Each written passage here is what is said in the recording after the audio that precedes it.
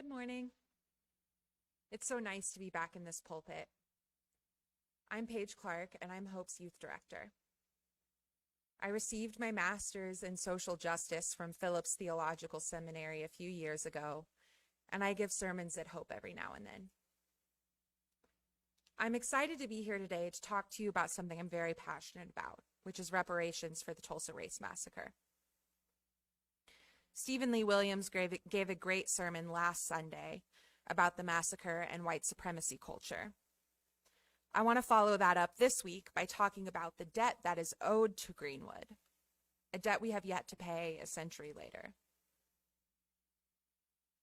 Survivors and descendants of the Tulsa race massacre deserve financial compensation from city government, from police, from the National Guard, and everyone else who we know was responsible on that fateful 2 days in 1921. It's something that should be done. It's something that can be done. And it's something that we as Tulsans, especially as Unitarians in Tulsa, should be pushing for. Now, I was born and raised here in town and was fortunate enough to get to attend Carver Middle School and Booker T. Washington High School, two historically black schools in North Tulsa, both in areas of what used to be Greenwood. I actually did learn about the race massacre in high school, unlike the vast majority of students in our state. This lack of teaching on the massacre, as we know, is a huge problem, and one that threatens to stick with us well into the 21st century, with the white supremacist ban on teaching critical race theory in our public schools. But that's another problem for another sermon. Today, I want to talk to you about what happened after the massacre and what we should do moving forward. So let's start with immediately after the massacre. As many of you know, the survivors received exactly $0 from insurance companies to rebuild due to the riot clause. And of course, the massacre was called a riot until very recently. Despite receiving no insurance compensation for the damage done to their homes, businesses, and lives, Black Wall Street rebuilt anyway. And I've even heard author and historian Carlos Moreno say that what they rebuilt was bigger and grander than the original Black Wall Street. By the way, this is a shameless plug for Carlos's book, The Victory of Greenwood, which highlights Greenwood's successes. Go pick up a copy. Less than a week after the massacre, the city had rezoned the district to an industrial zone. And those fire ordinances required expensive building materials that would make it nearly impossible and extremely cost prohibitive to rebuild. People were literally rebuilding their homes in the dark, under the cover of night, so as to not be caught by police. And then, lawyers on Black Wall Street, working out of a tent, sued the city for this rezoning and won. It's a miraculous story, and I want you to really hear what I'm saying here. That even with all the destruction, even with hundreds dead, even though over half of Greenwood left after the massacre, even with the city trying to change the literal zoning of Greenwood, even with no insurance money, Greenwood rebuilt. They literally rose from the ashes. And then, fast forward to 50 years later, the city used eminent domain to seize land from Black landowners, compensating them far under market value and rendering most of them unable to repurchase homes. Before that, we had already enacted redlining, which lowered the property values in the community and further restricted access to loans. If you don't know about redlining, I encourage you to go read A Case for Reparations in the Atlantic and learn more about it. Then, after all that, the city put a highway through the district. The Greenwood we know today, in stark contrast with Greenwood 100 years ago, is about a block and a half in area. Now, Black Tulsans, North Tulsans in particular, have higher rates of poverty, therefore lower life expectancies, higher rates of policing, half the rates of home ownership, and a sixth of the average wealth that white Tulsans have. This, my friends, is systemic racism.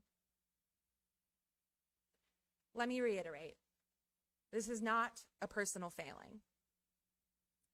We know what Black Wall Street was like. White Tulsa destroyed it, and then told Greenwood to pull themselves up by their bootstraps. And then they did. And then urban renewal happened. Councilwoman Vanessa Hall Harper, the newly elected chair of the Tulsa City Council, calls it urban removal with good reason. Now, I'm talking to you about this today because it is very important that we as Tulsans are able to tell the whole truth about what has happened to Greenwood. For so long, we didn't talk about the massacre. Now we're finally talking about it, but we have to make sure that people know that Greenwood did rebuild and was destroyed by the city a second time, this time in the form of systemic racism. And I'm just going to tell you right now that a really good start to addressing the systemic racism in our city would be to simply remove the section of 244 that runs directly through Greenwood. We don't even need it to get around town. The Gilcrease Expressway is just a couple of miles up. A national urban planning think tank just featured that section of 244 in its national Freeways Without Futures report. My good friend is an urban planner for the city, and he says one of the best things we could do for Tulsa is to remove the whole of 244 that runs through downtown.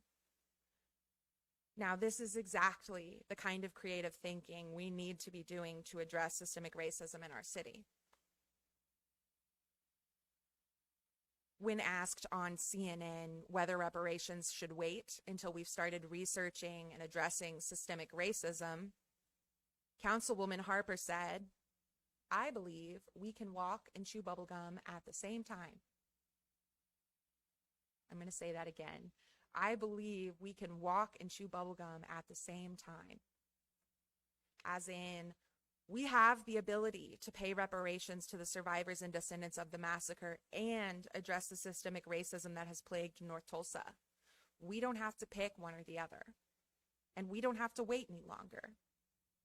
It's already been 100 years, and even more damage has been done in the meantime. So yes, we need to address systemic racism. But people seem a lot more eager to do that than to actually pay reparations. So let's dispel some mystery and talk about what reparations actually look like. Reparations, says Councilwoman Hall Harper, is land and cash. That's it, land and cash. So let's start with cash. The Justice for Greenwood Foundation, which I encourage all of you to look into if you haven't already, just awarded $100,000 to each of the 3 remaining survivors of the massacre just this past week. This is wonderful news, of course. But this money came from the community itself, not from the organizations and institutions who have blood on their hands. This money is not akin to reparations. Mayor Bynum acts like levying a tax for reparations today would be some sort of grave injustice against this current generation of Tulsans. This is simply ridiculous. Reverend Marlon Lavenhar pointed out this week that if every tax-paying Tulsan was taxed $20 a year for 5 years, we'd have $100 million to give the survivors and descendants of the massacre. Is $20 a year for 5 years not worth reparative justice? To be told that something so negligible to so many isn't worth tangible steps toward reconciliation is ludicrous and, quite frankly, immoral. An apology from the city was a great first step, but not nearly enough. An effective apology is one that actually seeks to right the wrong. People like to talk about cash reparations like they've never been done before, which is simply untrue. 88,000 Japanese Americans were given $1.5 billion in reparations after internment, and our very own United States government pushed Germany to pay reparations for the Holocaust. In Florida, in 1994, reparations were paid to survivors and descendants of the 1923 Rosewood Massacre, which was very similar to our own local atrocity. The U.S. even paid reparations to white slave owners after slavery was abolished. I refuse to be told that cash reparations are impossible for Tulsa. Now let's talk land.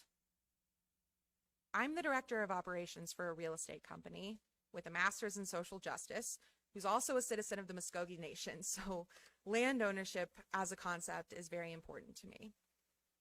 Now, in regards to land, there's something we can demand of our city right now, and that is for them to give back the land they own in Greenwood. They still own land they took using eminent domain 50 years ago and are doing nothing with it. My friend Xavier Doolittle spoke at Wednesday's town hall meeting and said simply, look, just give it back. You don't even have to raise taxes for that. But even if we were to have zero faith in our public officials, even if we don't levy a tax, or if the city keeps its stolen land, there might be yet another path towards reparations. Tulsa's own lawyer and activist Demario Solomon Simmons is representing the survivors and descendants of the massacre in a new case for reparations, a case that has a lot of promise. Solomon Simmons, the Greenwood for Justice Foundation, and others are directly responsible for some amazing work that's going on right now. And I encourage you to watch the Justice for Greenwood Town Hall on YouTube if you can. Now, the case itself is brilliant, and let me tell you why. They're basing it off of Oklahoma's landmark 2019 Johnson & Johnson case, where the corporation was ordered by a judge to pay $572 million in, say it with me now, reparations for the opioid crisis. They achieved this under what's called public nuisance law, which can really be defined as a harm that affects lots of people. The beautiful thing about public nuisance law is that it has no statute of limitations. So there's no set time period in which one has to sue for damages to be recouped. The case doesn't name a specific dollar amount. Instead, it calls for an accounting of the property and wealth lost or stolen as a result of the massacre, the building of a hospital in North Tulsa, the establishment of a fund that would compensate the victims, the survivors, and their descendants, and a 99-year break from city and county taxes for survivors and the descendants of those who were killed or injured or had their property destroyed. This all just makes logical sense. There's some national momentum around reparations as well right now. There's been a recent landmark legislative development for reparations for slavery, known as H.R. 40. For the first time in history, Congress has finally passed a resolution to create a committee to study the scope of reparations due to Black Americans for slavery.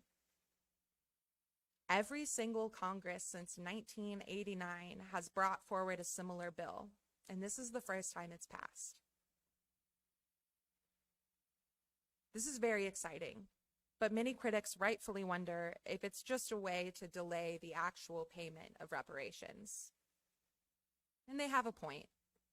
How much more is there really to study? How much longer do we have to wait for some semblance of reparative justice?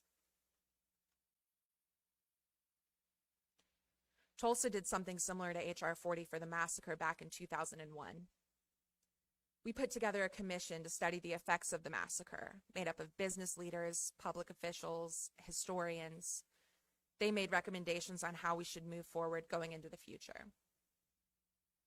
The city's own commission published a 200-page report calling for reparations for the survivors and their descendants. The report, sanctioned by and delivered to the state legislature, published 5 key recommendations. 1, direct payments to the survivors. 2, direct payments to the descendants. 3, a scholarship fund for the descendants. 4, the development of an economic enterprise zone in Greenwood. And 5, a memorial and reburial of the victims. We've finally taken some steps in this last area and are uncovering the mass graves as we speak. And Bynum talks some big talk about economic development for Greenwood. But are any of these new businesses actually Black-owned? A single one of them? The answer is no. So the questions I encourage you to ask are economic development for whom? By whom? With whose input? These are the questions that survivors and descendants asked about the Centennial Commission. A centennial for whom? Organized by whom? With whose input? The Centennial Commission raised $30 million. They used the likenesses of the survivors, and not a single survivor saw a single cent of that $30 million. So here's what you, as Tulsans, as Unitarians, can do to help combat systemic racism and fight for reparations today. Just take these 3 steps. 1, do your research. 2, speak up. And 3, put your money where your mouth is. Speak up at city council meetings. Read Ta-Nehisi Coates' Atlantic article, The Case for Reparations. Write to G.T. Bynum. Go march with Vernon AME's Reverend Dr. Robert Turner downtown on Wednesdays. Give to Tulsa Metropolitan Ministries Reparations Fund. Give to the Justice for Greenwood Foundation. Get involved with the Unitarian Church that's on Greenwood, the Church of the Restoration. If you're a citizen of a Native American tribe, especially the Muskogee Nation or the Choctaw Nation, figure out how you can get involved in the push to reverse the policies of denying citizenship to freedmen. Another issue worth its own sermon. Tribal citizens, by the way, are another group who have received reparations. Granted, not nearly enough, but we do receive federal dollars for harm that was done in the past. I received federal money from the Bureau of Indian Affairs and my tribe to get an education. We can and must do the same thing for Black Tulsans. The time for reparations is now. Don't let anyone tell you it can't be done, because it has been done. We've even begun looking into it on a federal level for slavery. So harness the momentum of the Centennial and all the great work that's being done in our community. Be a force for reparative justice in our city and in our world. Demand a Tulsa that works on behalf of all of its citizens. We have a real opportunity here to act as an example for the rest of the country. Don't let it go to waste. Yesterday, I spoke on the phone to Reverend Gerald Davis of Greenwood's Church of the Restoration. We're trying to get a community garden started. And I told him I was giving you all this sermon today. He said, let's acknowledge where we've been, and then let's make a new road together. Blessed be.